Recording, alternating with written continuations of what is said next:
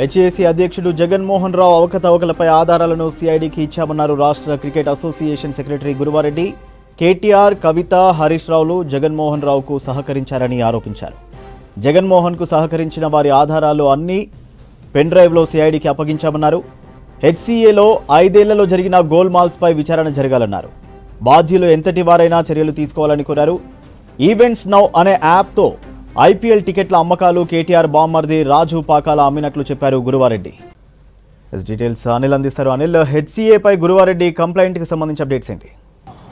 సూర్య, Hyderabad cricket అసోసియేషన్కి సంబంధించినటువంటి మరికొన్ని ఆధారాలతో తెలంగాణ క్రికెట్ అసోసియేషన్కి సంబంధించినటువంటి అధ్యక్షుడు, తర్వాత సెక్రటరీ, అడిషనల్ డీజీ సిఐడి చారు సిన్హాకి కొన్ని ఆధారాలు సమర్పించారు. ఇందులో ముఖ్యంగా మాజీ మంత్రి కేటీఆర్తో పాటు ఎమ్మెల్సీ కవిత ఇందులో ఖచ్చితంగా జగన్మోహన్ రావు, హెచ్సీ అధ్యక్షుడు జగన్మోహన్ రావుకు సహకరించారు. సో ఇతరు ఇన్వాల్వ్ కూడా ఈ హైదరాబాద్ క్రికెట్ అసోసియేషన్లో ఉన్నాయన్నట్టు కూడా కాసేపటి క్రితమే ఫిర్యాదు చేయడం జరిగింది. ఇందులో చాలామంది కూడా ఇందులో అక్రమార్కులు ఉన్నారు. సో వారిని ఎంతటి వారైనా కూడా ఖచ్చితంగా వారికి శిక్ష పడాల్సిందే అంటూ కూడా ఇందులో ఫిర్యాదు చేశారు. వీరితో పాటు జాన్ మనోజ్, విజయానంద్, పురుషోత్తమ్ అగర్వాల్, తర్వాత సురేందర్ అగర్వాల్, వంకా ప్రతాప్లపై కూడా ఫిర్యాదు చేశారు. ముఖ్యంగా ఈ హెచ్సీఏలో జరుగుతున్నటువంటి అంటే గత 10 సంవత్సరాలుగా హైదరాబాద్ క్రికెట్ అసోసియేషన్లో జరిగినటువంటి నిధుల గోల్మాల్కు సంబంధించి ఇప్పటికే మొదటి నుంచి కూడా తెలంగాణ క్రికెట్ అసోసియేషన్ చెప్పుకొస్తుంది. సో చాలా వరకు నియమ నిబంధనలు ఉల్లంఘించి ఇటు గ్రామీణ స్థాయి క్రికెట్కారులకు నైపుణ్యం ఉన్నటువంటి యువతను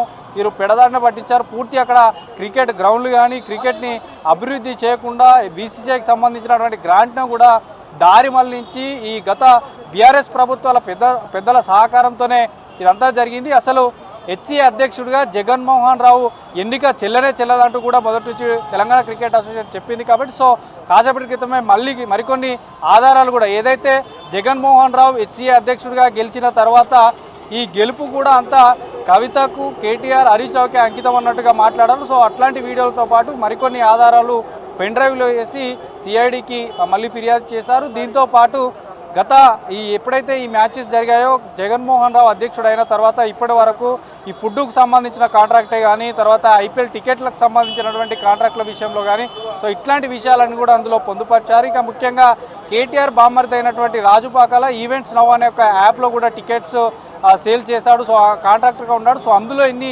అక్రమాలు జరిగాయంటూ కూడా ఫిర్యాదు చేశారు. ఇక ప్రతి సంవత్సరం బీసీసీఐ నుంచి వస్తున్నటువంటి గ్రాంట్ను కూడా పూర్తిగా క్రికెట్ డెవలప్మెంట్కు గతంలో చేసినట్టుగా, గతంలో హెచ్సీఏలో ఉన్నవారు చేసినట్టుగా అభివృద్ధి చేయకుండా సో ఒక్క స్టేడియం నిర్మించలేదు ఈ 10 సంవత్సరాల్లో. సో ఈ నిధులన్నీ ఎక్కడికి పోయాయంటూ కూడా ఇందులో ఫిర్యాదు చేశారు. ఇక మరోవైపు ఈ టీసీఏకి సంబంధించినటువంటి ఏదైతే జిల్లాల్లో కూడా హెచ్సీఏ తరఫున ఈ గత 10 సంవత్సరాలలో అసలు నిధులే రాలేదు. యువతకు ఆ క్రికెట్ కోచ్లకు సంబంధించి కానీ, క్రికెట్ గ్రౌండ్లకు సంబంధించి కానీ ఇట్లాంటివన్నీ కూడా ఏడా డెవలప్ చేయలేదు. కాబట్టి ఆయా జిల్లాలకు సంబంధించి తెలంగాణ క్రికెట్ అసోసియేషన్ సంబంధించినటువంటి జిల్లాల అధ్యక్షులు కూడా తమ ఎస్పీలకు కూడా జిల్లా పరిధిలోని ఎస్పీలకు కూడా ఫిర్యాదు చేయడం జరిగింది. తర్వాత ఈరోజు ఈ టీసీఏకి సంబంధించినటువంటి ఆధారాలతో మాత్రం ఇందులో ఎవరినైనా అంటే ఎంతటి వారైనా ఉపేక్షించలేదు. సో ఈ గత 10 సంవత్సరాలు జరిగినటువంటి నిధుల గోల్ మొత్తం ఖచ్చితంగా బయటపడాల్సి ఉంటుంది. కాబట్టి ఇంకా ఇందులో ఎవరైతే జగన్మోహన్ రావుకి సహకరించారో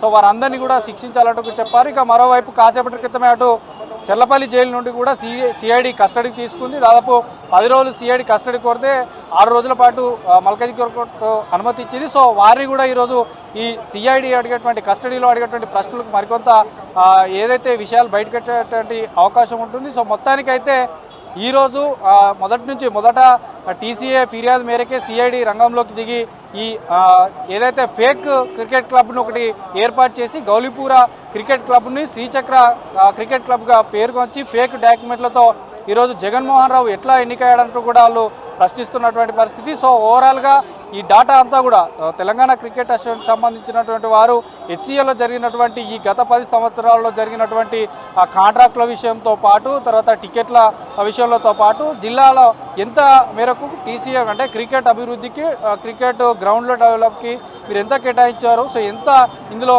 నిధులు దారి మళ్ళాయి, ఈ హెచ్సీఏ బాడీలో ఉన్నవారంతా కూడా ఇప్పటికే 6 అరెస్ట్ అయితే అందులో 8 అబ్స్కాండ్ ఉన్నాడు. కాబట్టి ఈ ఉన్నవారంతా కూడా ఎంత పంచుకున్నారు. సో ఇట్లాంటి విషయాలన్నీ కూడా కొన్ని ఆధారాలతో ముఖ్యంగా ఇదంతా కూడా గత బీఆర్ఎస్ పెద్దల సహకారంతోనే ఇది ముందరికెళ్ళాడు. జగన్మోహన్ రావు అంతా వాళ్ళ ధైర్యం చేసుకొని ఇదంతా చేశాడంటూ కూడా వారు ఫిర్యాదు చేయడం జరిగింది. సో సిఐడి దీనిపై మళ్ళీ ఇప్పుడు విచారిస్తుంది కస్టడీలో. సో ఇట్లాంటి ఈ రోజు వచ్చినటువంటి ఫిర్యాదును కూడా వారు తీసుకొని ఈ విచారణ అంతా కూడా సిఐడి కస్టడీలో చేసేటువంటి ప్రశ్నలు కూడా ఈరోజు వీరు ఇచ్చినటువంటి ఫిర్యాదు కూడా కొంత తీసుకునేటువంటి అవకాశం ఉంది. సూర్య,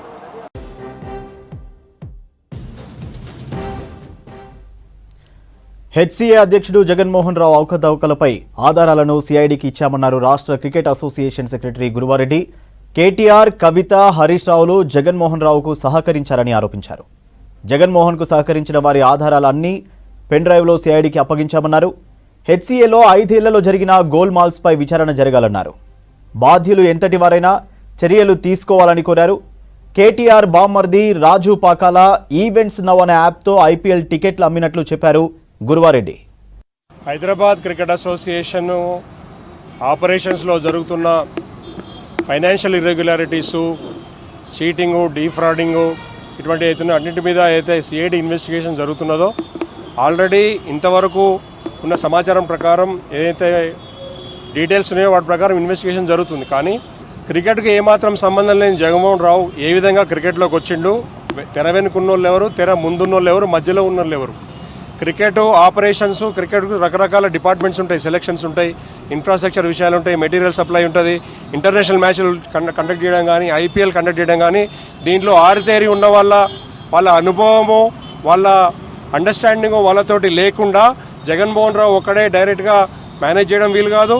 అట్లనే పైనుంచి పొలిటికల్ ఇన్ఫ్లుయెన్స్తో జగన్మోహన్ రావు ఇక్కడ కూర్చోడానికి సహకరించిన వాళ్ళు కూడా వీళ్ళు ఒకటే బ్యాచ్. కాబట్టి Hyderabad cricket association complete operations చరిత్రలో గత 10 ఏళ్ల నుంచి మనం చూసుకొస్తే ఒక బ్యాచ్ ఆఫ్ పీపుల్, ఒక batch of set of people ఎవరైతే ఉన్నారో వాళ్ళు మాత్రమే దాన్ని మెయింటైన్ చేస్తారు, కంట్రోల్ చేస్తున్నారు. వాళ్ళందరినీ కూడా ఇన్వెస్టిగేషన్ పరిగణలోకి అడిషనల్గా తీసుకోవాలని చెప్పి వారికి అడిషనల్ ఇన్ఫర్మేషన్ ఇచ్చి కోరడం జరిగింది. ఆధారాలు పెన్ డ్రైవ్లో ఇచ్చినాం వారికి. అది ఇన్వెస్టిగేషన్ పర్పస్ కోసం కాబట్టి వాళ్ళు చూస్తారు. అందులో లెజిటిమేట్గా ఎంత అవసరమో, ఏం అవసరమో, ఇంకా అడిషనల్ ఇన్ఫర్మేషన్ ఏం కావాలి చూస్తామని చెప్పిండ్రు. వాళ్ళు తీసుకునే పరిధిలోకి పనికొచ్చేవి మాత్రం కన్సిడర్ చేస్తామని చెప్పి డెఫినెట్గా ఇంతకుముందు ఉన్న గవర్నమెంట్లో ఉన్న కల్వకుంట్ల కవిత, కేటీఆర్ ఇన్ఫ్లుయెన్స్ ఉన్నదని అభియోగం ఉన్నది ఎట్లాగూ. దాంతోపాటు వంక ప్రతాప్, జాన్ మనోజ్, విజయానంద్, తర్వాత దీనిలో ఉన్న పురుషోత్తమ్ అగర్వాల్, సురేంద్ర అగర్వాల్ వీళ్ళ పేర్లు ఇంక్లూడ్ చేయమంది. వాళ్ళు ఏం చెప్పారంటే ఈ కనెక్టివిటీలో ఎవరెవరైతే ఇన్ఫ్లుయెన్స్ ఉన్నదో, ఎవరైతే ఆధారాలు దొరుకుతాయో వాళ్ళందరినీ కూడా ఇన్వెస్టిగేషన్లో పరిధిలో తీసుకుంటాం.